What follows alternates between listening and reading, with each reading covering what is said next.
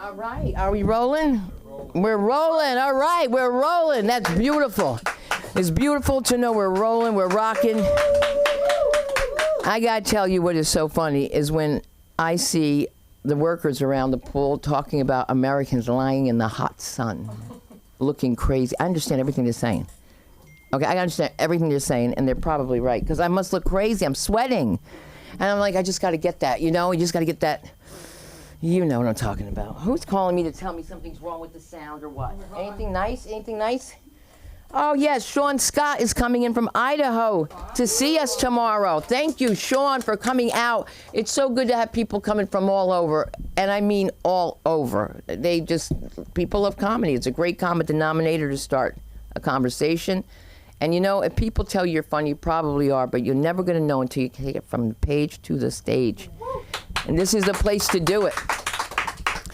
This is the place to do it. If you thought about having a podcast and then someone says to you, why would you get a podcast? Everyone and their mother has a podcast. Where's your mother's podcast?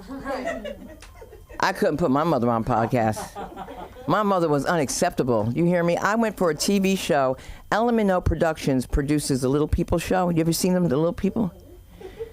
That's not, they didn't only just do that. They used to do other shows before that happened.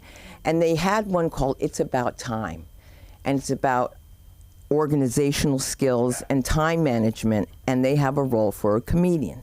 So come on, right? I'm thinking, I got this. I find out I don't get it. But I get the highest paying role, and they hire me as a professional organizer. I was just playing one for the role. I mean, are you serious? So they say, you should call your mother and we'll record that. You can't call my mother. You don't know what she's doing. And I said, oh, Mom, just wanted to tell you that I got the role as a professional organizer for the show. And she says, did they know you're a pig and I'm not your maid and I'm not cleaning up another goddamn thing? This is what my mother says on, anyway, I just want you to know, come in, have a seat. Did you take care of it? What's your name? Oh, Jay, we talked on the phone. We did talk on the phone. Oh, see that? She was worried. She said, how much is it for the guests? I said, $5.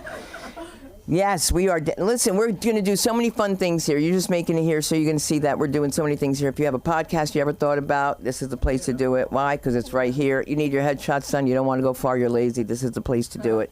I'm lazy. I'm going to do it right here. Self-taping, I can't help you. You're going to have to ask somebody else here. We have Jason Ham on the board today. Your producer, Mark Zaffron, who invested in this, and your comedy concierge, Samantha Linderman. I am your host, Sunda Kronquist. If this is your first time here, you should know when that light comes on, you've got 2 minutes to rap. And for everyone, let's try not to heckle or make noise when anyone else is on stage. I don't care what you're doing, I'm on stage, okay? I really don't care. I can do this in my sleep. As a matter of fact, I'm sound asleep right now. I fell asleep on the way to the bathroom. I mean, I should have been awake on the way to the bathroom, and I was holding on to the door like I was going in a ride. And it was just a bathroom. That's what happens when you're tired. Have you been tired at dinner and you find yourself doing this in front of people? I went to a place last night, fantastic. Next Door, it's called. Moroccans, Israelis, music in the back, $100 steak. And it was a good steak. But I gotta tell you, at these prices, you know it's kosher. It better be, all right? The rabbi should come with it. Somebody should come with it. So that's what I try to do in the first few minutes to let stragglers come in. And if you ever come in late, just like it says, I'm here, come on stage. I'm not here, you know what to do. I'm going to start this show off with somebody who's so special because she really lights up the world and she lights up people's lives every day. Let's give it up for the comedy of the one and only Abibatu.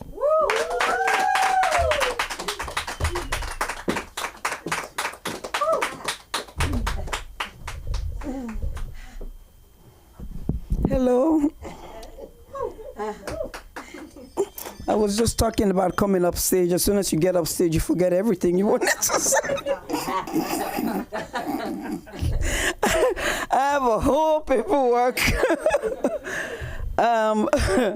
So I'm taking another class. This is a class in Santa Monica. We call the name.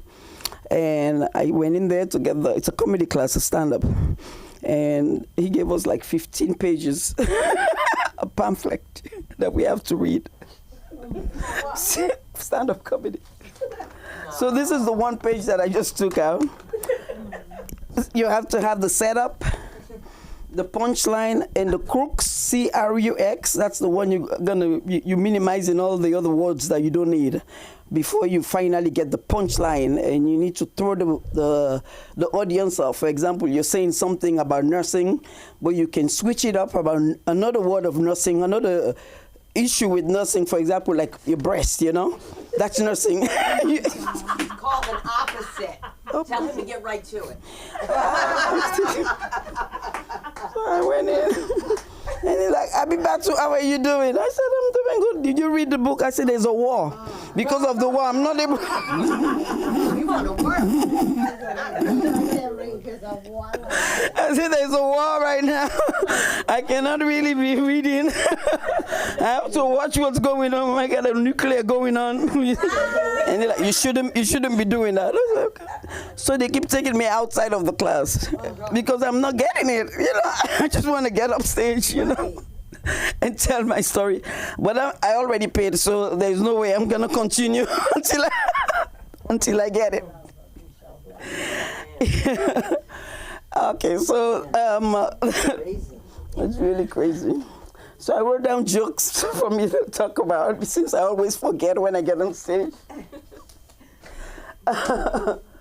Yeah. So last week at work, I am a nurse. Take care of patients in the ICU. Yeah. I think this year we're no longer going to be professional. They're going to take the title off the nursing. I don't know if anyone have heard about it, but that's the plan going on. Yep. So my last patients, this last week that I was in the hospital, they all come in with no insurance. And the blood sugar is like 800, close to dying, And the doctor saw me in the room telling the patients, when you go home, get all those bottles and go to the clinic and sit there. And if they don't want to give you, let them know if anything happens to you, they are going to be in trouble. You don't have no insulin. Because the doctor's appointment, it's like 3 months and they don't have insulin. So they come in the hospital with a blood sugar of 888 and about to die because you cannot have a blood sugar like that. They don't have insurance. So sit there. So the doctor called me outside of the room and said, you cannot be giving this kind of advice. I said, but they kept coming. The patients kept coming. He just walked away. He just walked away. I don't know if he's going to report me, but I think I make sense, If I get fired for that, I can sue, I think, because that makes sense. Just go there and sit. And if you don't have it, And there's another thing that I just discovered. I've been a nurse for 14 years. And when you smoke cannabis, there's a cannabis hyperemesis syndrome that you get. A 25-year-old came in. And this is the second time it's happening. They keep vomiting. They're not able to stop vomiting. I think they smoke a lot. These kids smoke a lot. Like a big bag. You don't have to smoke that much, Oh, my God. My son was smoking like that. And one day I was at work, and I told him that you don't have to. One day he called me, said his brain is shaking. I'm like, well, it's because you smoke too much. That's why your brain is shaking. I know I shouldn't be laughing at him. And now he smokes very little. He's like, I said, at least you minimizing, You can do anything in moderation, So in moderation, exactly. Yeah, so me and the patient, the 25-year-old, he's like, oh, okay. So now this is the second time it's happening. Mom is not in the room at that time. So we're talking. And I told him, guess what? I drank vodka. My friend took me out. And I was in the room. I refused to leave because of the vodka. My friend was like, okay, let's go. I'm like, no, I love people. And my girlfriend is like, no, I'm not leaving you here. And the men were like, the lady's having fun. Why are you playing hating? The lady wants to stay. My girlfriend says, her name is Stephanie. Thank you. I would have had an Epstein story. Serious?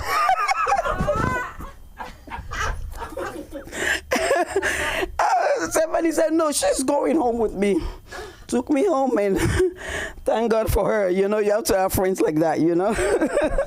Yes. Yeah. What else did I write? I was talking about not able to watch myself. This is my 6th time on stage. But I cannot watch myself. I will watch myself talking, and I feel like I laugh more than I should not be laughing. Need to lose some weight. Damn the mind, huh? You know you don't need an enemy. If you have a mind, you don't need an enemy. Your mind is your... See? I remember working in Marina Del Rey, and I walked in the hospital, and there were different people talking and laughing, and I'm watching this sisters of mine. They were laughing, cracking up, and not being a racist. I'm like, look at the way they're laughing. Look at the way everybody's laughing softly, but look at the black people out there laughing, and caught myself in being racist to myself. Really? I swear. You know, because sometimes you're so innocent. You know, what you see in media, that's how you move, you know. And I was like, why? I'm like, why? This is how we laugh. You know, why am I thinking that way, and why am I beating my sisters up and myself, you know? So these are like little things that you will catch yourself doing, you know, especially when you're living in a place where there is so much color issues, you know. That's something we should watch out, you know. Yeah. So I spoke about, yeah. So I remember another day in the hospital. This was in Kaiser. Kaiser had a strike. I don't know if you guys knew. Just recently, like 3 months ago. And I'm a travel nurse. I went there, performed Turner, and the patient came in. Never been in the hospital, a young guy. And he has bladder cancer, end stage.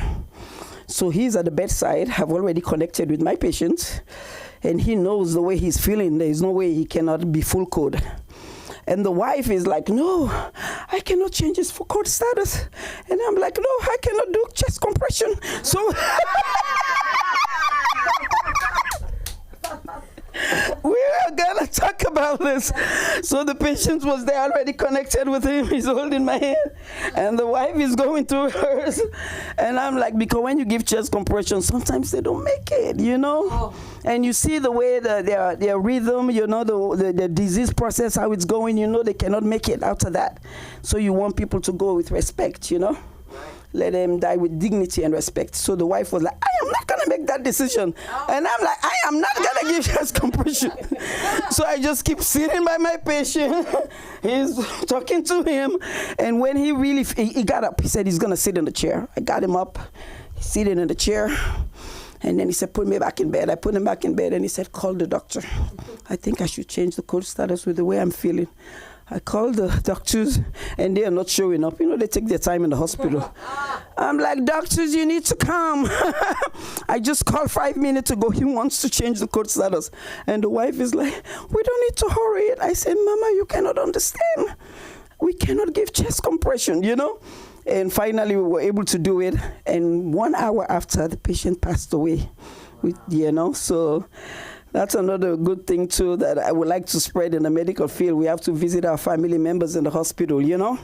Because when you do that, then your kids will do the same thing for you. I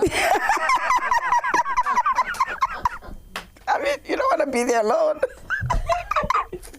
So, I hope that makes sense. Thank you very much for listening. Where do we find you? They'll take that microphone.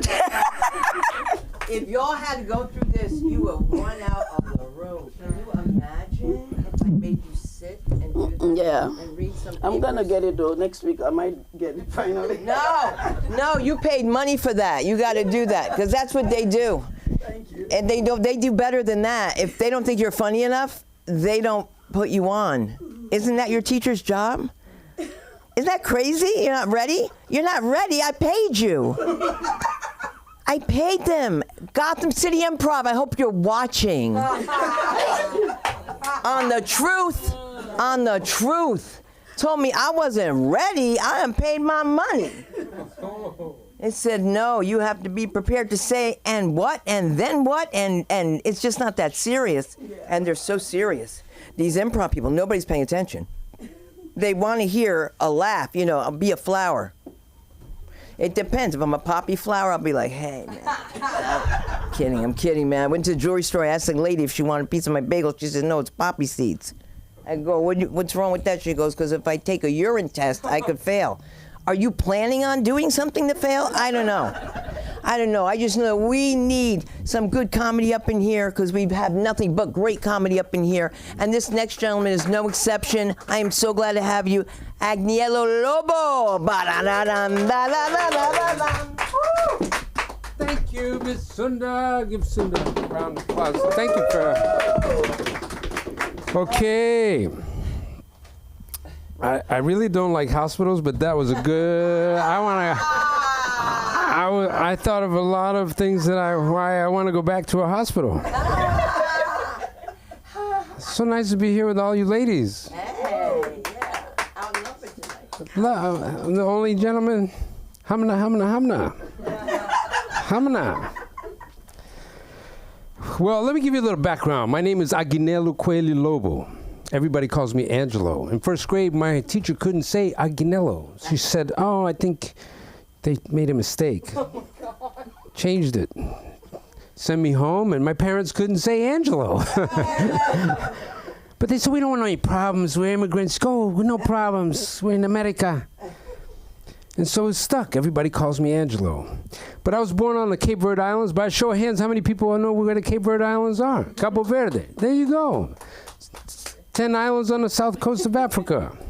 I'll tell you about it. Used to be owned by Portugal, so I speak a mix of Portuguese and Afrikaans, called Creole. Here's an example. Para toda mulherzinha que reina do céu, obrigado por ter-lhe. Sou contente hoje. Translation.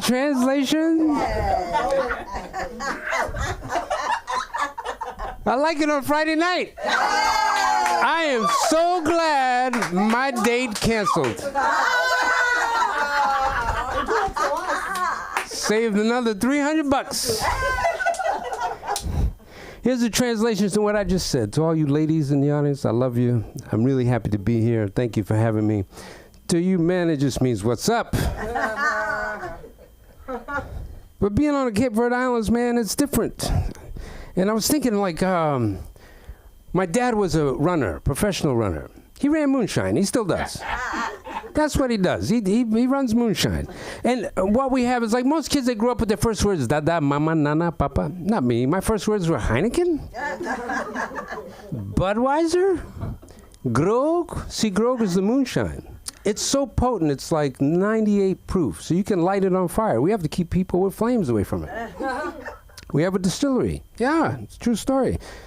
And I don't know, I was thinking about something today. I actually, since Wednesday, I changed my dating profile. I don't want any more 19-year-olds with thongs.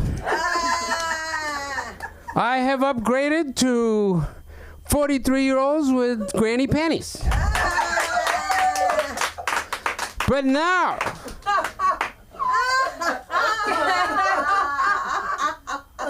no, don't laugh. This is true. Because I'm coming up on 55 years old.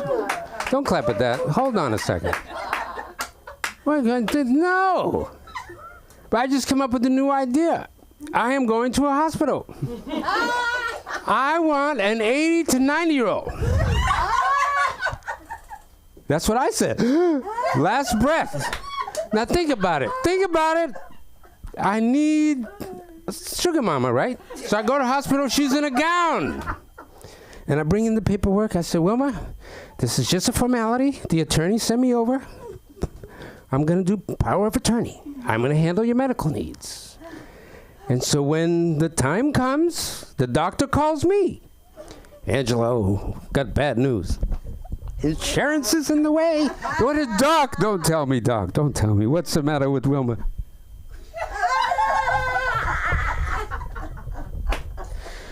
It doesn't look good, Angelo. What, Doc?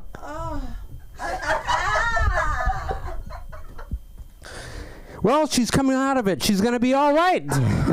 Put her teeth back in. I mean, you can only imagine. I did see someone 90-year-old on Tinder one time. She was in the hospital. I swear.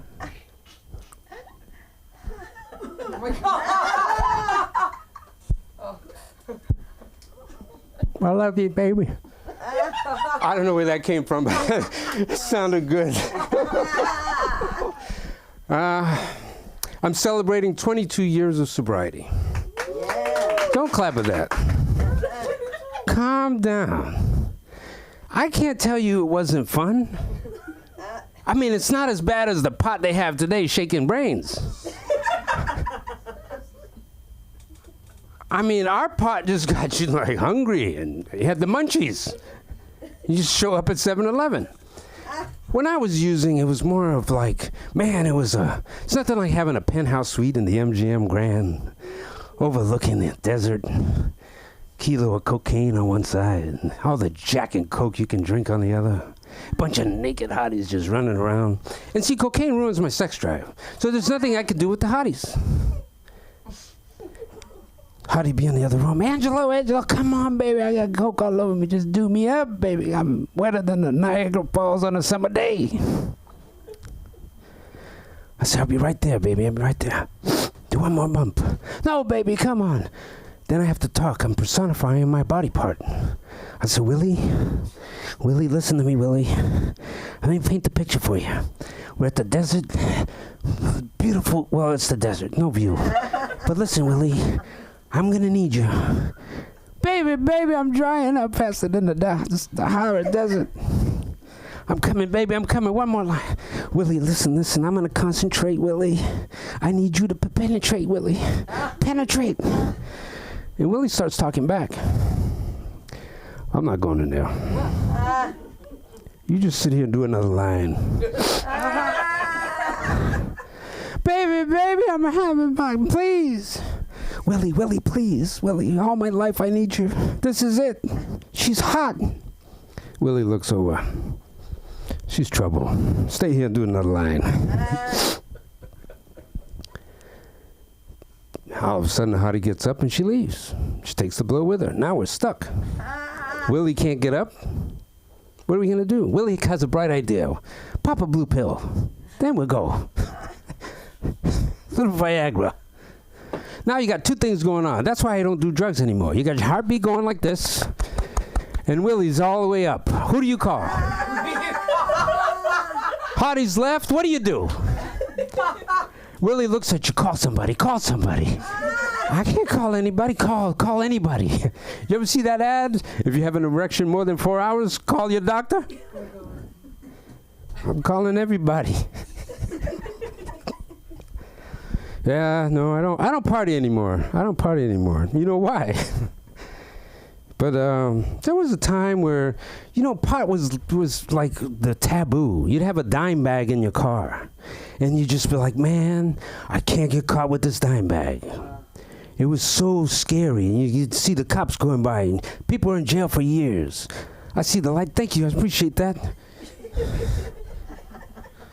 Now you can walk into a boutique. Say, oh my gosh, look, this little one is so cute. It's a little bud. Oh my gosh, look at this one. It's all on the freaking glass. I walk into the store. I'm like, man, I'm going to go to jail. Is this legal? I need a card? What kind of card? Pound of weed, pound of this. These days, I don't know. I was thinking I was going to buy a 7-Eleven. I said, I meet the guy. He said, hey, Angelo, I'm going to give you a 7-Eleven. Only $180,000 investment. And my cousin Pindundu is going to do the loan. 80% APY. I said, man, that's not me, man. I'm not going to buy a 7-Eleven. I want a house. I bought one, man, back in 2000-something. It was a beautiful house. Had TV in every room, patio furniture, everything. Yeah, the wife kept it. Ex-wife. She moved in a boyfriend. She called me on Valentine's Day. She said, Angelo, I'm having a problem. I said, what's the problem? You calling me on Valentine's Day? Yeah, but he's in here. He was going nuts. I said, what's going on? What is he doing? She said, I think he's got Asperger's. I never heard of such a thing. I don't know what it is. I said, what is he doing? Putting the meat in his butt?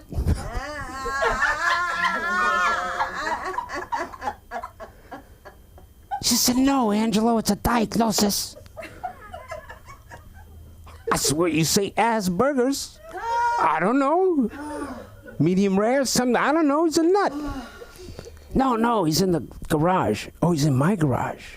What do you want me to do? I don't know why I called you. I said, neither do I. She hung up. A couple days later, I said, how's it going with the burger?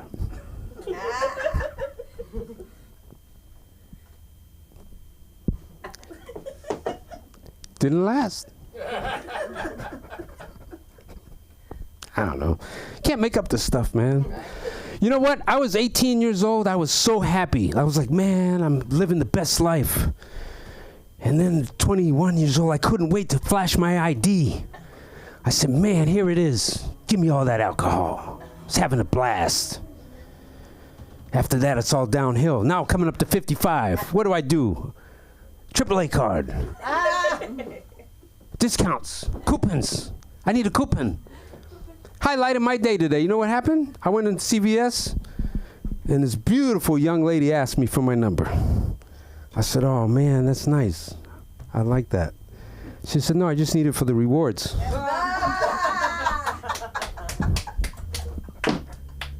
I said, what? I mean, you can't make this stuff up.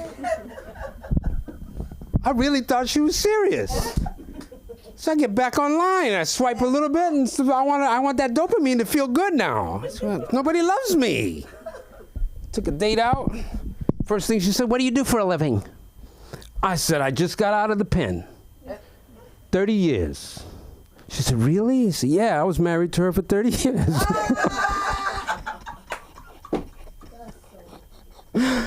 No. It was only 18 or something like that. You can't make this up. I love you, ladies. You're like making me feel good by laughing. I know some things are not that funny, but tonight's the night. I want to just play like Barry White right now. Baby. All right, I'm gonna just get off the stage and let the next comic come up. I'm really feeling good. Thank you for having me.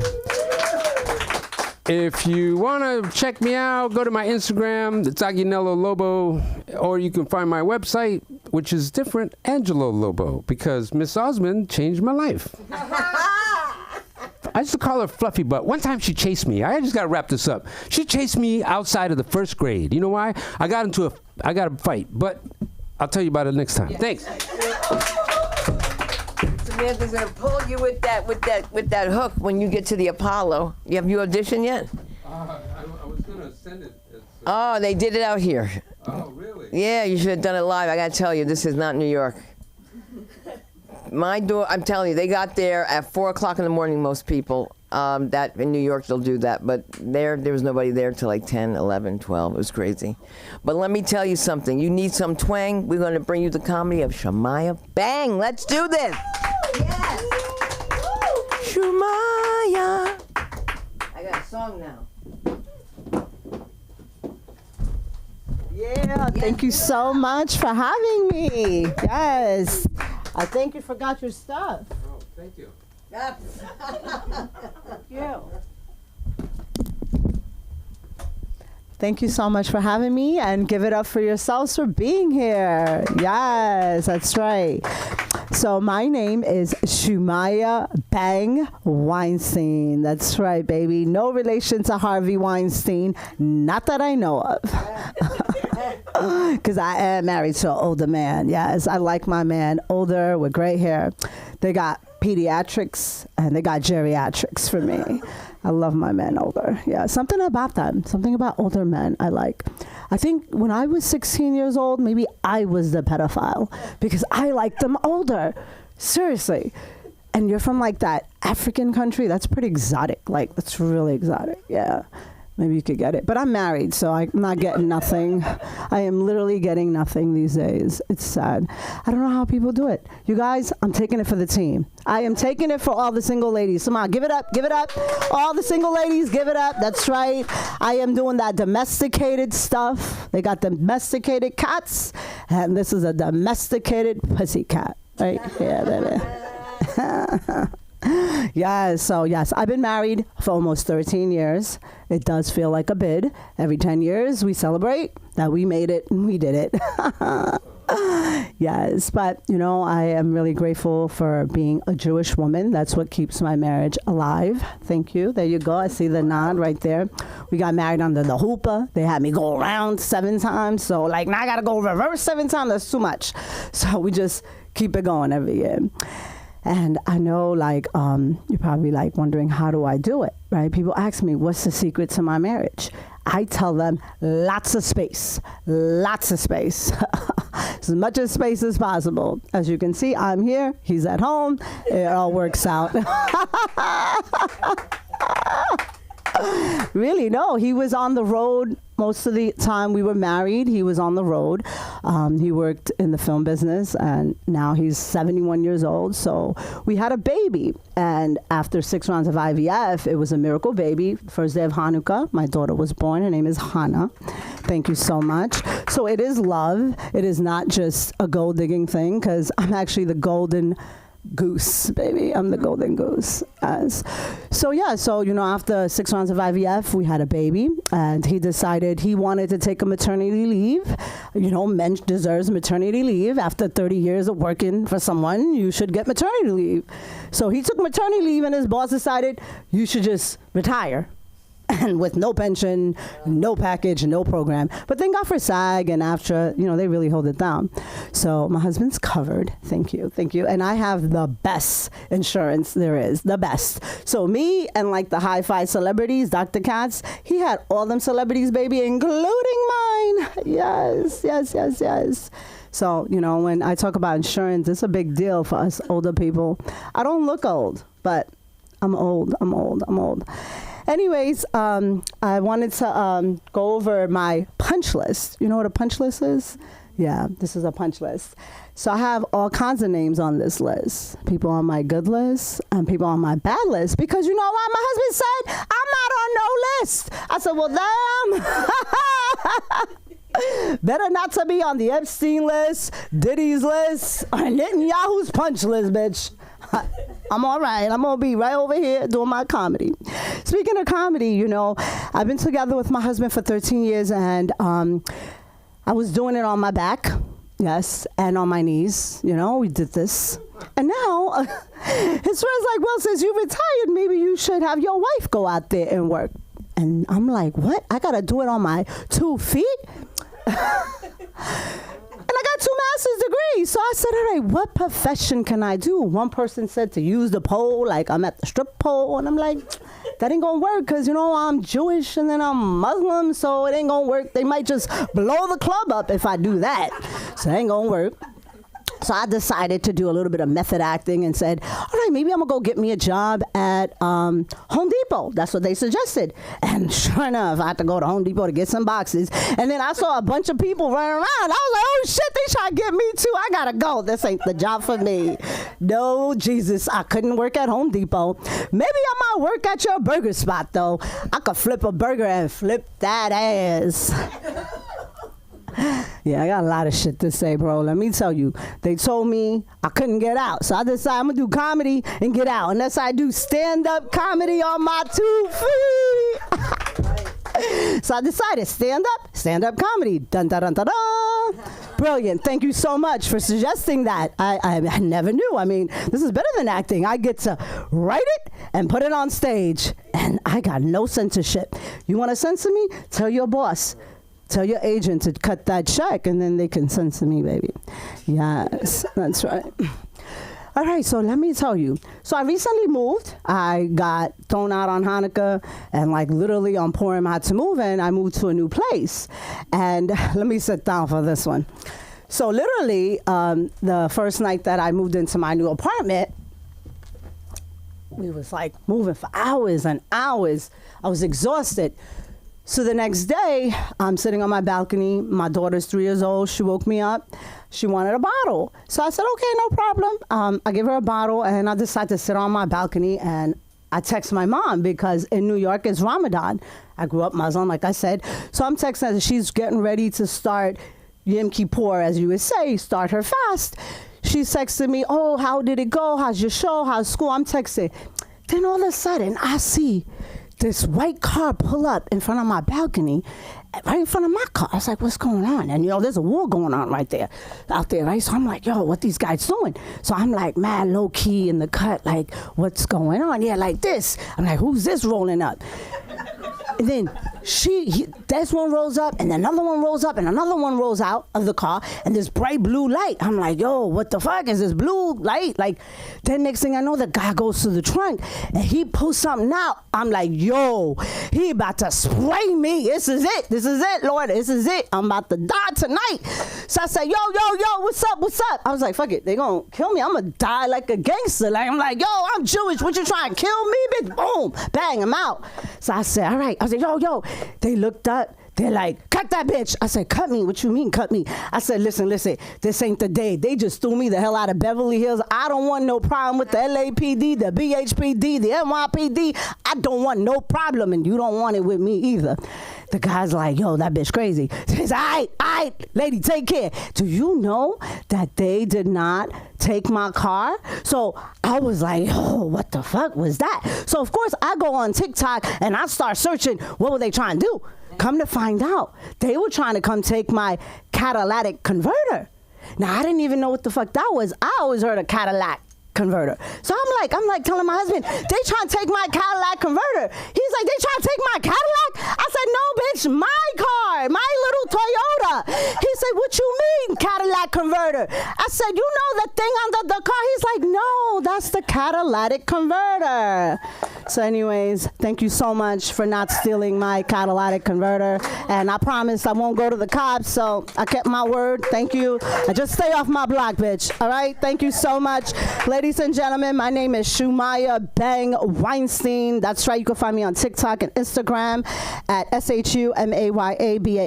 And I will be doing my second professional show at the Ice House Saturday at 9:15. Thank you to Jimmy Sheen for putting me on stage. Thank you to Sundra for believing in me. And thank you for giving me a hard time because you keep making me come back. And that's how I know I want this. So all of you, don't give up. Keep striving and keep believing and keep coming to LA Comedy School. Thank you. And why you keep getting up here, Shumaya? Are those your keys? Oh, they're my keys. Why am I giving away my keys? I'm always giving them away. But you know something? We're going to have some clarity with the Comedy of Jazz Clarity. There you go. This ain't no charity, it's clarity. Oh, I thank you. It always makes me nervous when you call my name. I'm like, oh, that's me. Oh, wait. Oh, my gosh. Hey, y'all. Oh, so today I've been getting a bunch of calls because I cut off all my hair. And so, didn't even notice, did you? So I've been like getting these calls. I'm like, oh, why is this person calling me? Why is this person calling me? And as soon as I pick up the phone, so you cut your hair, huh? Y'all you didn't see it? What? And I keep forgetting. So when people see and they're like, oh my God, I'm like, what? I'm flipping my hair like, what happened? What? There's nothing there, Jasmine. There's nothing there, Jazz. Oh my gosh. And so like the other night I went out and I'm trying to tell this friend of mine. He's not my friend. I just seen him before. But I like, I know you. I seen you before. We talked. We was at the club. We was twerking. Drinking, twerking, having a good old time. And I'm like, hey. He's like, hey. I'm like, I'm looking like my breath stinks. I don't really know what just happened. So then I try it again. I'm like, okay, no, I'm gonna go sit down for a minute. Maybe they in a rush. So then I'm like, okay. Hey, how you doing? Hey, how you doing? And keep on going. I said, now what just happened? So I go sit down. I said, oh, you a bald head ass now. And so the girl next to me, because I said this out loud, I'm like, she's like, what's a bald head ass? I said, girl, don't nobody know my bald head ass no more? So I'm learning. Still flipping my hair, putting it behind my ears, I'm figuring this out. But, it's just new. It's fun. And these phone calls are going to keep rolling in. So better get used to it. Yes. I think I love this granny chain. It's like my alter ego. And so I'm thinking maybe I should get on Tinder so I can go see Angelo, We got the same haircut now, so we can fill in. And then go to the, to the hospital and be like, hey, Pop, what you doing tonight? I got pills too. I got allergies. We can take pills together. Get us right. Oh my goodness. These allergies ain't no joke. I mean, so I know that people are using Ozempic and everything to lose weight.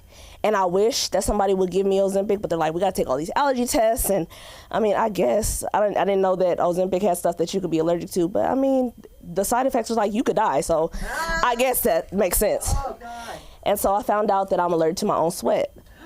And so that is such a challenge because I'm like, I want to work out. But like, when I start working out, I get itchy and I'm like scratching like a crackhead. It's like, 1, 2. Let me not work out too hard. I'm going to start tripping. So it's a challenge. It's a challenge though. These allergies, they get me right. So yeah, no. Sometimes it be like that, just like she said, you get up here and you're like, I don't know what I was supposed to say. Y'all remember? Because, oh my gosh. So I used to be a teacher, right? And I loved teaching because I taught preschool and kids say the darndest things. I get why that was a show now because they really do say the darndest things. And so as they continue to grow and you bring them into your class and you're like, oh, good morning, little Timmy. Good morning, Sue. Oh my God. They give you all the hugs and you put them in circle time, literally a circle where they come tell you all their parents' business. And you sit and you're like, I wonder what they're going to tell me today. And as they continue to tell me different things, it's like show and tell every single day. They're like, teacher, turn on the music. Oh, that's my favorite part. My favorite part. Because then I could play Baby Shark, and that's my song. I love a good nursery rhyme. Because you hit it like, Baby Shark, do do do do do, Baby Shark, do do do do do, Baby Shark. And so, they like to twerk too. TikTok is the new. They do. They get on TikTok. They want to show their mom the new dance. And where did you learn that? Miss Shaz taught me. Don't tell them that. But then, you have parents who come ask you like, so I saw my daughter. She was twerking. Can you teach me?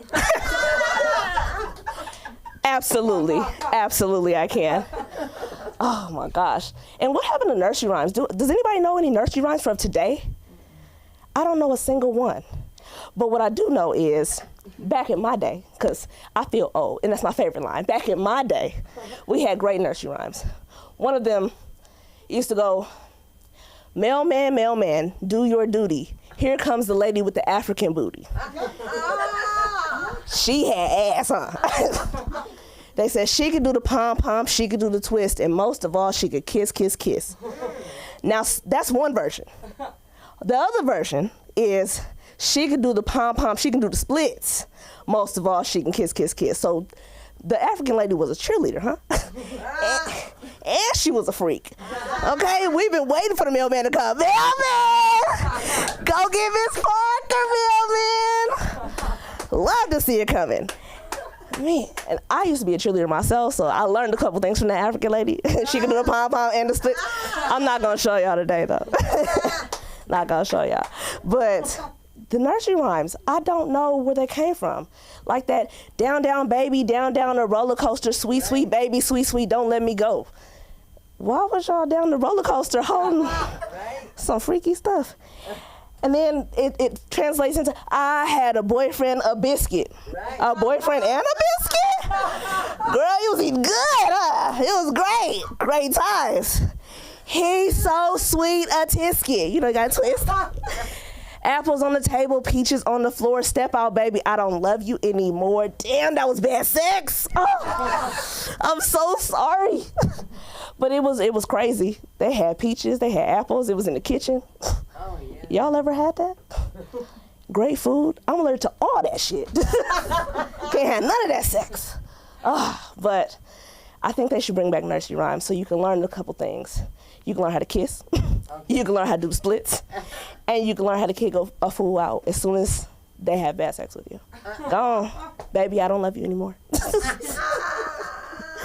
Oh, my goodness.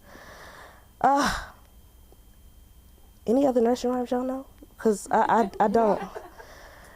I miss being a teacher. Now I just tell people, get licensed so you could teach. I'm going to help you navigate your life, have kids at your house, babysit somebody else's kids from 9 to 9. They don't tell you that you're going to be there from 9 to 9, sometimes 24 hours. We don't pay teachers enough. Shout out to all the teachers out there. But if you're looking for me, you can find me at Jazz Clarity anywhere. JASCLARITY. And that's Instagram, TikTok, YouTube. I won't cut my hair no more, so you should recognize me. But maybe next time I'll have on a blonde wig. And a nurse outfit, absolutely. I might come out here like, hey babies, Granny in the house. Thank y'all so much. Welcome back to Sunda. Thank you. Oh my God. I can't believe you know Biscuit. My ending is like a cherry treat, a biscuit. Ice cream soda with the cherry on top. Go shake, shake, shake, go bang, bang. It's Donna, Donna, Donna, a biscuit. What did you say? He's so sweet, a biscuit. Donna, Donna, Donna, a biscuit. I met a boy, a biscuit. He was so sweet, a biscuit. Like a cherry treat, a biscuit. Ice cream soda with cherry on top. Go shake, shake, shake, go bang, bang. Stupid. We were always shaking. Do you remember your mother, wait, 1 potato, 2 potatoes, 3 potatoes, 4, 5 potatoes, 6 potatoes, 7, now you are out with the dirty, dirty dish towel on your toe. Stupid. I don't know. Did you guys do Punchinella? What did you do, Punchinella, Punchinella? What can you do when you had to do this stuff? Oh my God, little Sally Saucer sitting in a saucer? Never heard it? Yes. There you go around little Sally Saucer. She's sitting down crying. And you go, hey, Sally, you kick her, right? You go, get up. And then we're like, Sally, wait, how did it go again? I can't remember. Little Sally Saucer sitting in her saucer. Cry, Sally, wipe your little eyes. Sally, turn to the left. Sally, turn. And then we kick her. Catholic school kids, man, crazy. Get out of our way before we kick you. That's what we like to do, because we learned from the nuns, and that was a great thing. You know what I've learned? I've learned so much from this woman that's coming to the stage. You're going to see really big things out of your comedy concierge. I welcome to the stage the one and only Samantha Linderman. Whippa! Sorry about that, Sammy. What? Can't get it up. Okay! As if. Samantha. We wish. Keep Keep it going for the Conquest at LA School of Comedy and a Friday, a funky Friday. Oh my God, Jazz, that was a great set. That was a great set. That was beautiful. Oh my God. I paid her to say that. I wrote stuff down because everybody else did. Why shouldn't I? Why should I write shit down? Maybe Paige and stage. Okay. So I went out. Did anybody go out for St. Patrick's Day? I went out for the first time. It was dead. Like nobody was out, not even old white men. So I was like, maybe I'll make a buck. I don't know. I was like, maybe I'll make a friend, you know. I love meeting somebody and they're like, I'm a congressman. And I'm like, he could be. Like, it's just interesting. I'm like, and you look him up and it's like, he is. Like, that's my congressman. Like, that's crazy. My congressman touched me. You know what I mean? My heart. I wish. No, they just touched my phone bill. Okay. They're like, did you see the world blowing up? And I'm like, you did it. You did it to me. What do you mean you want more money? How could you possibly need more money? So I'm like walking down the street and I see this girl and she has like a cute sweater on or something. And the side of her face, I'm like, this is Aviva too. And it was. Was it? It was. She looked at me like I was a streetwalker, night walker. She was like, "Who is that?" I was wearing my tube top and my short shorts, and she was like scared, like COVID, like distance. I'm like, "It's me, the comedy." She's like, oh. Yeah. I was ready to have the meeting right there. She's like, "No." I was like, "Girl, you're out too. Let's go." It was so crazy. She's the best. LA School of Comedy's everywhere. That's the thing. It's everywhere. Isn't that crazy? So my friends, currently like people, I feel like I'm a lot more open about like, okay, I will talk to strangers. But I think my current friends are seeing, that's the thing. I run into you, I'm like, "Oh my God, I know her." And they're like, "Of course you do." And I'm like, "No, I do. Like, that's somebody I know." You get this. Cindy gets it. But so like the night that we went out for St. Patrick's Day, I saw these girls really cute, like in their 40s, and I was like, "Oh my God, you guys are so pretty." Okay, mostly what I saw was their pizza, because they had a whole pizza, and it was 2 of them, and I'm like, 1 slice each, 2 slices each, and there's 2 slices left, and I'm looking at my phone, like 10 minutes went by, and I was like, "Guys, if you want me to have some of your pizza, you could just ask." And I got the pizza. And then I saw this not older, I don't know. He's just this guy talking to one of the sisters. And I whispered to the sister I'm close to. I'm one of the sisters. I took a selfie like this. And I said, "Is that her husband? Like, does she know him?" And she said no. And I went up and so this is like, I think this was like a really funny way of going about this. Well, hopefully I'm saying it in a comedy. I hope this is funny. I said, "My name's Sam." And he was like, "I'm whatever." I was like, "How are you?" And I was like loud, and like he just walked away. He just walked, because he was trying to get with the girl, and I was like, "I'm Sam." With my tube top on, I'm like, "I'm Sam. And your name is? And where can we find you? Where can I find you? And when I find you, don't touch my sister. She's in town visiting." We picked up a Coco because a homeless man in a wheelchair could not get by for the robot. What would you do, John Quinona? You know what I mean? Like, we just picked it up. Like, that was cool. Enough about St. Patrick's Day. I mean, kosher food expensive, quickly. The way that my dad talks about Jewish people, if you did not know he was Jewish, he would be on like a list. You know what I'm saying? Like the things he said, these people, I'm like, I get it. Like, I know, it should not be that expensive. It just shouldn't be. And then all the conspiracies where it's like, is it kosher or not kosher? We're not gonna get into that. We're not gonna get into that. Going out in my 20s, free pizza, we covered that. We got there. Dispensary, yeah, at the dispensary, they're either like too, not that I've ever been, they're either like too high, which is fine. Like, I'd prefer like that than like, "And what strain would you like?" This one I use when I am with my friends. We love to watch TV and I love to feel happy. It makes me want to never, ever, ever touch it again. So I guess I should keep going back. I did have a shaved head for like 2 years. Talking about haircuts. The phone calls were, there were phone calls. There were phone calls. I wish I had them recorded. I had them recorded up here. Immediately it was like, "So you're gay now?" And I was like, I wish. I pray every night. And then he brought up the Holocaust. So it was just like, I never share that. He did say that in the same breath. Well, after what they did to our people. And I said, I could be Orthodox for all you know. I could put a wig on and blend right in with my nose, piercing my nose. Why do they have to know? I read my Haftorah. Okay. That's how you know I'm not Orthodox. Because they don't let the girls read the Torah, obviously. Then I'm like, why are we talking at all? I don't want to hear the speech. Basically, here's what happens, like, out of Batman. It's like, obviously, you guys hear about, like, "Oh, my God, like, you make a lot of money." I don't know where it went. Chocolate fountain, whatever.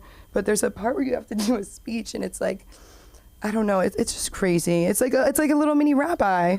There's like a little mini rabbi. It's like, "This week, we read about Abraham. We know that he was in God in my family. Like, it's really sad. It's scary. And everyone's like, Right. or they're like, and I'm like, why did you drive 45 minutes in traffic to stink eye me at my bat mitzvah? I didn't ask you to wear a suit. I did not ask you to wear a suit. I never said black tie. I never said black tie. For my bat mitzvah, all I got was breasts. Oh my God, I didn't even write that. I pretended I wrote that. It's not on here. I just realized it. Did you guys know, I feel like this is probably a joke out there already, but I recently found this out in a crazy way. So the quote, obviously, curiosity killed the cat, and the rest of it, satisfaction, but you probably taught me that already. Satisfaction brought him back. I don't know. There's no joke there. I just think like that quote really made me hate cats, and I don't know. Like curiosity, I'm like curious cat. You know what I mean? Where it's like you're like I'm the curious cat. Whatever, it doesn't matter. We'll do an alley. Okay, you were talking about. Okay, so first of all, today I work with kids. Today we played Baby Shark Club remix and gave them drums just so they would shut the fuck up. Shut the fuck up. Shut the fuck up. Please. You want Lucky Charms? We gave them to you. Zootopia 2 that just dropped on streaming. Well, we can't watch it because one of you gets nightmares, and I'm not going to say what you're going to say. And it's so embarrassing to be like, we can't play Zootopia 2. But they will play Roblox and talk to adults. And be like, he's my friend. Oh my God, it's really bad. But we're like, baby shark, run away. It's really crazy. It made me think of you. I feel like there was one thing I wanted to say, as if I didn't say anything. Yeah, well, I mean, I shouldn't say shut the fuck up. I mean, because I never get to not get to. They say it to me. That's the thing. They'll be like, what the fuck? They go, fuck. And I go, I can't hear you. I can't hear you. And I put on this. If somebody was sitting down, maybe we would have the Lucky Charms. Like I'm an animal. And my male coworkers don't do anything. And I feel like they're my husband. Like one of them I want to be my husband, obviously. And I'm like, in my head, I'm like, you better step it up, mister. I love you. Like, it's crazy. Is he watching? If he's watching, it's meant to be. You can find me on Instagram at SamLikeTBH. And he's coming in. Come on. Come on.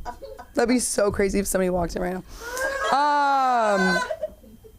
You can find me on Instagram at SamLikeTBH. So many projects to come. We have so many things going on. Our podcast is starting up very soon. Am I wrong? Me and Cindy Cronquist. Yes. Maybe my mom and you, whatever. It doesn't matter. Oh my God, everybody's in the podcast. What a beautiful night. Thank you. Thank you. Bring up Samantha. Bring him up here. So we're gonna end tonight with a very special man. He is the man who makes it happen for this place, America's sweetheart. Put your hands together. You know him. You love him. Mark Zaffron, everybody. Come on. Yes.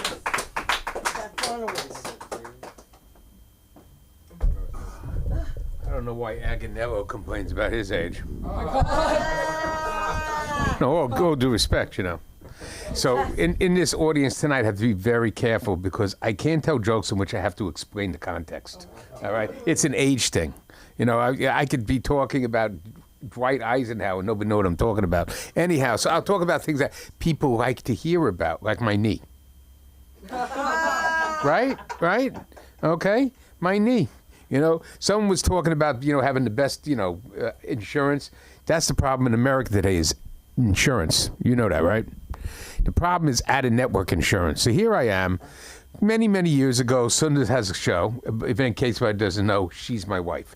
So she has this show, and I at Ellen Stardust Diner up on Broadway in Manhattan. She drags me out of the house. First thing I do is slip on black ice. It's like, uh-oh. I'm in trouble. So I go back upstairs. I walk upstairs, I hobble. She runs to the show. She gets in that cab. You know, comics don't care. All right? Finally, the show's over, and I didn't realize she wasn't just performing. She was the MC. So I had to wait for the whole show, and I'm sitting there, and the pain is getting worse and worse and worse. And she finally gets me downstairs. They hobble me downstairs, get into a cab, go to Beth Israel Hospital. and I want my morphine. I mean, I'm in pain. I mean, I don't care about that. They get ready. The nurse gets ready, fills up that vial. And I notice when she injects me, there's some morphine left over. I know she was behind the curtain jabbing herself in the butt. All right, there was no question in my mind. You know, she was hitting my morphine. All right, so hey, look, you know, you gotta be careful with that stuff. Anyhow, that's like a long time ago. So the doctor tells me I'm gonna have arthritis in my knee. The doctor that operated on me was a sadist. He didn't believe in medication. He sent me home with a machine to keep my leg cold while I'm in a hospital bed in the middle of my living room. All right?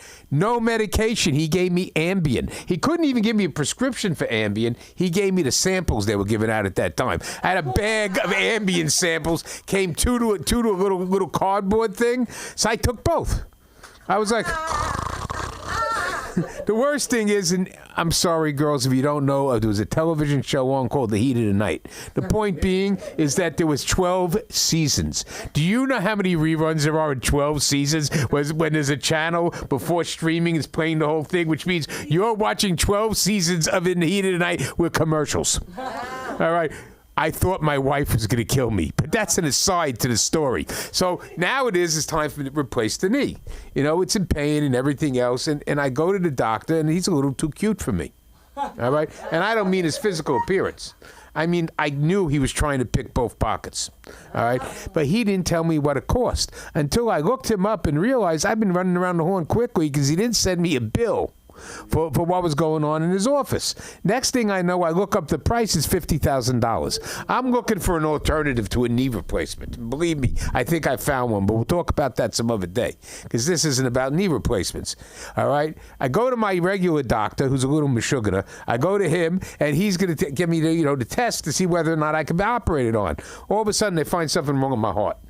It's really just an electrical problem I knew about, but they send me across the parking lot because we're out in the valley. Let me tell you something.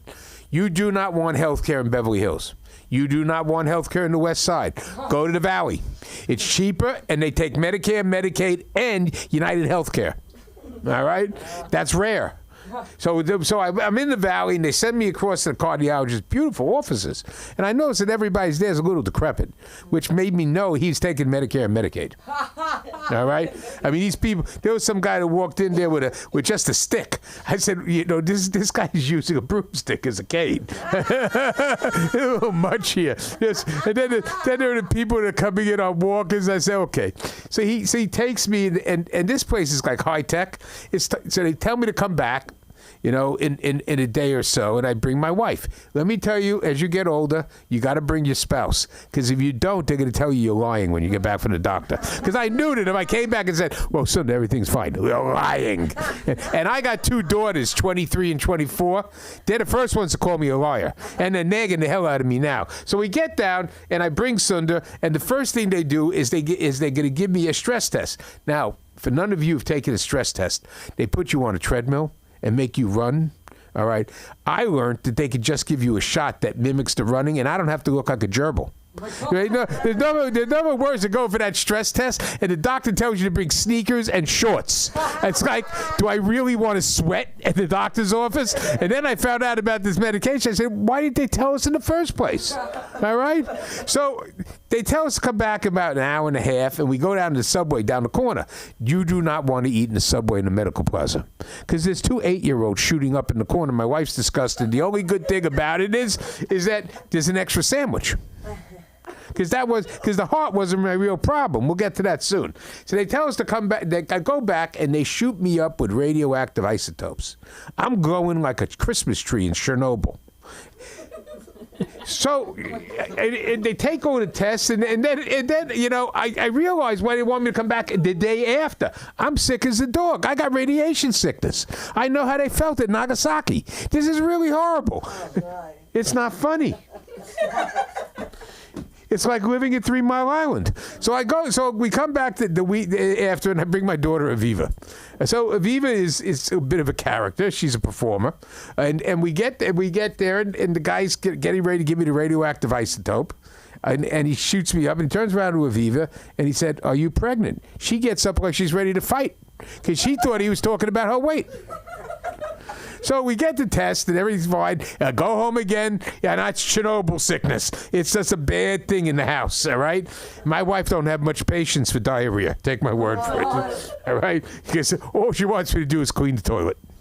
Please, horrible. So we come back again, and this time I bring my wife. We sit down with the doctor. He's looking at my meds. He's looking at my bloods. He's looking at my tests, and he says, you know what's really wrong with you? He goes, what? He goes, you're fat. I said, I know I'm fat. He said, no, you're obese. I said, okay. But this time, that's great because now there's a diagnosis. I don't have to pay $1,400 a month for Ozempic. I can get it for $50. All right? That's great. But then I decided, why am I bothering with these injections and everything? We'll get the injectors in a second. Because the one people who make money on Ozempic are the Chinese Communist Party. How do I know that? It doesn't cost very much to make the little vial of medication. They make them in big vats like beer. It's no big deal. It's the injector. And where are they made? In China, by slave labor, because all they are toys. And then you sound like a Chinese toy because all of a sudden you're clicking it up, and then you have to press it in, and you get. It's like one of those monkey dolls that clap. It's the same mechanism, right? So they're making a fortune, and because it's really not that expensive. But then I said, what's all this? I looked in the mirror, and I looked, and I looked, and I said, I'm thin. I'm not fat. I decided to transition. I'm not a fat person anymore. I'm now thin. And everybody out there has to believe my delusions. And not only that, my new pronouns are thin and skinny. Oh my God. Right? It works. You can be anything you want. I could be Donald Trump. All I got to do is look in the mirror and say I'm transitioning. I'm now an orange man. All right, thank you very much. Everybody, hope you had a good time. All our guests, thank you. Oh, that's funny. So, Jay, you going to say hello? Yes. All right, well, come up here and say hello real quick. Oh, sure. All right, come on. So everyone knows each other but me, yeah? No, we don't. Oh, okay. Seemed like it. It was beautiful to talk to you today. I called very randomly to see if you guys had a show. Just love comedy. Yeah. That's for the Jews. There you go. If anyone else is actually Jewish, there were a lot of Jewish jokes, which we love. What if I just said everything in Hebrew? Well, delightful to meet all of you. I'm actually a talent scout. For the amount that all of you have been looking at me, I thought you all might believe that for a minute, and it seemed like you did. So, yeah. Am I supposed to do a set or something? Now, where can we find you? Oh, I'm not a social media person, so you can't find me anywhere. I'm a ghost. Yeah. Right.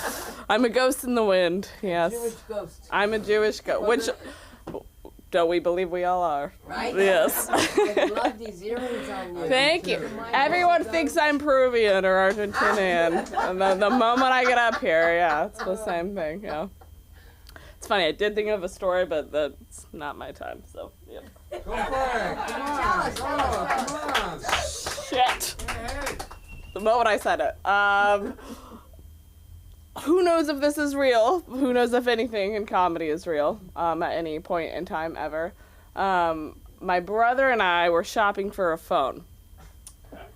And if you do anything with a brother, if you guys have brothers, you know that you're doing 90% of the work. Oh, yeah. So you are driving him there, you're making the appointment, you are doing any possible thing that you need to do there. And I am going there to get him a phone case because he keeps shattering his phone in the river or on the side or anything like that. So what are you gonna do? We go up to the salesman, and he's about my age. He's kind of a younger guy, and I'm telling him that we need a really sturdy phone case, something that can go through, any of the shenanigans my brother's going to get up to. And he's like, this is a fine phone case. It's the one I have. It's relatively cheap. It's awesome. You can throw it off a 4-story building. I'll show you. And he drops his phone. I have never had so much joy in my heart in my life. He picks up his phone, and it is shattered. And it's his own personal phone. B, on camera. And C, the entire product line that this guy is trying to sell. And you have that moment where you sit and you're like, can we laugh in his face? Is that okay? Like, is that rude? Is that just such a dick move to be like, holy shit? And he has this moment where he's like kind of trying to take it back. He's like, well, this one's older.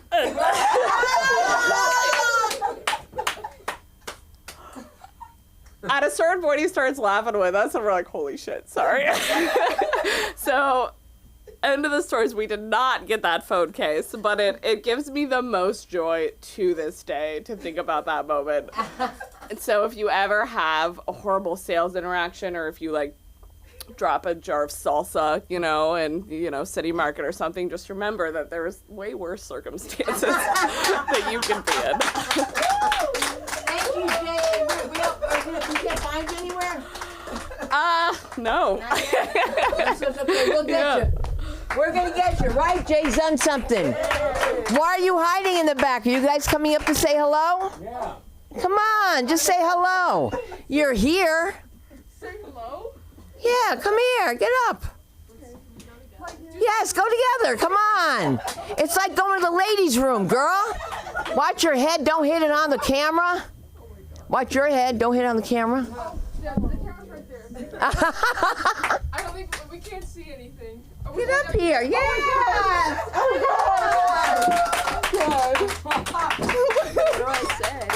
What do you say? The story, how we met. Let's tell them how we met. How did we meet? Do we have a good story of how we met? I don't think so. Oh, this is gonna be good. We met in our astronomy class. Oh, yeah. Yeah, at Santa Monica College. Yeah. Oh yeah. Okay. This is Zoe. Oh. And my name Hi. is Sydney. Okay. Yeah. Yeah. Wait. Is the whole story is just like me ghosting you and then I like okay, wait, what was the real story? Oh, okay. The story is just there's no story actually. We just met in class. Yeah. I actually have a really good story that I tell people. It's actually a dating story that I have, but it's in high school. So I met this guy through like a few friends, and I thought he was cute, right? He had gay allegations. Of course, every man that I've ever been with has gay allegations. So I'm going to, we're planning this date out, and I'm like, we're gonna go to Barnes & Noble. We're gonna go to the Grove. We're gonna have such a fun time, being 16, such a gay time.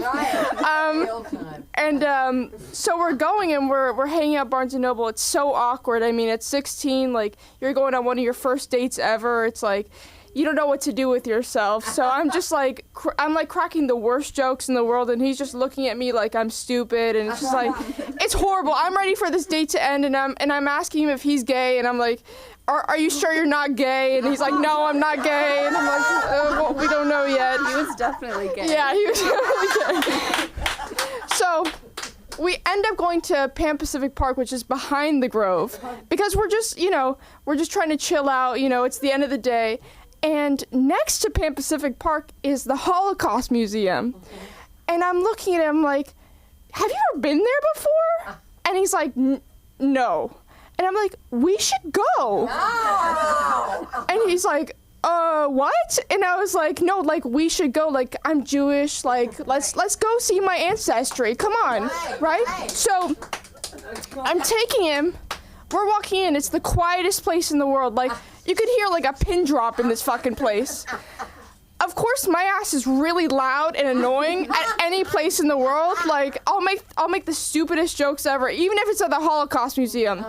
We're walking around. He's trying to appreciate and mourn all the Jewish people, and I'm like, you know what? That's so wonderful. Me too. And we end up going to this little box, and it has like these little like toys of like when kids used to have like these little figurines, and I make a joke and I go, oh, they had like little trinkets. He did not laugh. It was really bad. It was like, you could almost hear like the silence in the entire, like we were like one of the only 2 people in that room, by the way. And he's trying to like fully enjoy the Holocaust Museum. And I'm like, I mean, might as well. And then at the end of the day, no kiss, by the way. You really wouldn't get a kiss at the end of that type of day. I did score a hug, which is I know. And I end up, going back on my phone, and a couple weeks pass, and I end up finding out that not only did he tell his entire friend group that I took him to the Holocaust Museum, he told his entire school that, and then everybody considered to call me Holocaust girl to this day. I'll have somebody at a party, and they'll be like, oh, you're going out with Holocaust girl? Oh my God, like I'm being painted out like Anne Frank right now. I'm like, there's no diary, baby. Like, it's over. So that's my story. I know. Thank you. You have anything to say? No. That's okay. You're just beautiful. Where can we find you guys on social media? I mean, I don't have my presence is awful. You know what I just oh God. It's a Holocaust girl. It's a bunch of Holocaust jokes. No, I started this really weird bit 2 years ago.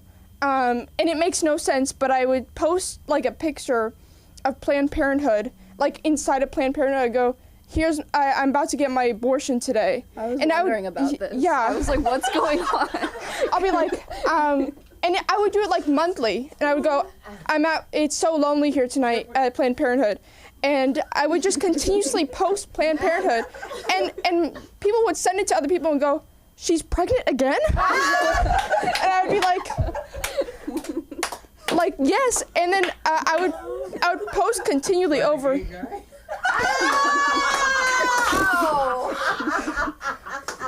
Yes. And at the time I was actually getting no action, so there was like nothing getting out of it. I was just trying to like at the time, who would want to go out with somebody who had like 25 abortions in 1 year? I end up like posting at the end of the year going like, I'm sorry guys, I lied. Like these monthly abortions were not real. And I had somebody swipe up and go, are you serious? I was so happy for you. And then I end up getting a DM a year later saying, I missed your abortion posting. I was like, okay. So I just restarted yesterday, and I go, guys, I really love getting abortions, and I think we should do them yearly. And it kind of has its traction where it's like, it's a little insensitive, but a lot of people in my generation are very pro-choice and like really open to like the 25 abortions a year. All right. And I got a lot of good news from that, but I did get unfollows for that. But yeah, that is my special interest. Thank you. You guys really have to talk about it. You guys really think abortion's an issue when you can take a friggin' pill? You don't even get to starve the night before. The abortion night when all your girlfriends get around and you all sit around your girlfriend and you're like, it's gonna be okay tomorrow. We're all gonna go with you. And then realize she can't eat, that means you can't eat. That means everybody's hungry. I don't know why I was sharing an abortion story with you, but you have to go as a group. Just like you came on stage, we go to the bathroom. It's a whole group that go to the abortion place, okay? A whole group. And I'm the one driving, all right? And then you go to the House of Pancakes. That's your reward. That's after that. You can see them. You can see their faces. It's like a mixture of, oh, thank God, or you're going to kill me? I mean, it's just so many things that go. I was going to get a pap smear, and they stopped me and said, you can save your baby. It's a pap smear. And when you're Jewish, it's pap smear. All right, guys, you can find me on all episodes. Oh my God. Well, you know, a little known fact, I had a show on Jewish Life Television, so that's why I keep saying that. It was a talk show. We got to bring back some talk shows that have no politics in them. When I look at The View, I just want to scratch myself all the time. I just want to scratch myself. It's like, Whoopi, why you have the last name Goldberg if you hate Jews so much, Karen? And she's a Karen. And my black cousin Karen is a Karen too. And she's black. I know you're only making fun of my name. That's right, that's a Karen. I'm a Sunda, I'm a Kroonquist, he's a Mark, he's a Zaffron. Jason Ham, thank you so much. He's the one that does your tapes. If you need a tape, any of her content, Jason can do it for you, your podcast, and you can watch yourself live tonight on YouTube. Correct? We are correct, Mundo? Yes. How cool is that? She's the cool Jew with no Mogen David, okay? Looks like she belongs in St. Patrick's Day Parade. She's ready. Who saw that coming with the nose ring on top of it that you just talked about? It's just like the same. Pull it out of your nose soon. I'm kidding. Where do you want it now? You could use, all right, that's me. I gotta go. God bless you all. Good night.